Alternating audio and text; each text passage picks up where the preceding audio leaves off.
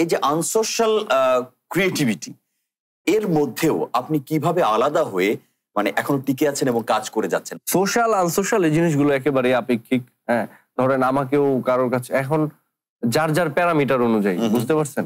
তো এখন সামাজিকতার কথা যেটা হইতেছে, এটা খুবই গুরুত্বপূর্ণ একটা বিষয়। সেটা হচ্ছে যে কারটা সোশ্যাল, কারটা আনসোশ্যাল, এটা আসলে ঠিক করে দেওয়া একটু কঠিন।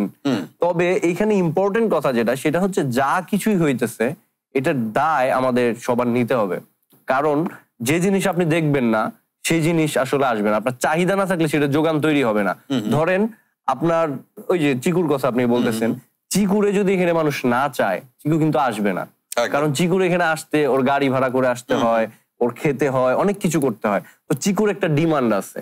এখন এরকমই ধরেন যে কোনো কন্টেন্টের যখন ডিমান্ড তৈরি হয়, কনজিউমার তৈরি হয়, মানুষ যখন এটা খায়, তখন এটা ডেভেলপ করে।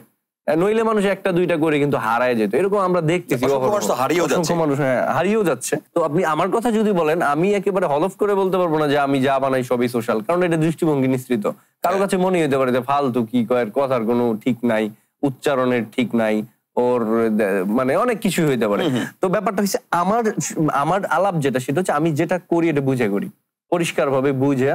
এবং আমার যে কোনো কন্টেন্ট নিয়ে আপনি বলতে পারেন যে এই কন্টেন্টে তুমি কেন এটা করছো, আমার কাছে উত্তরটা ক্লিয়ার। এটাই। হ্যাঁ, আর যে মনে করেন যে ও জানে না অমুক এটা করছে আমি এটা করি, এটা দিয়ে গেলে আসলে হয় না আর কি। আসলেই তাই।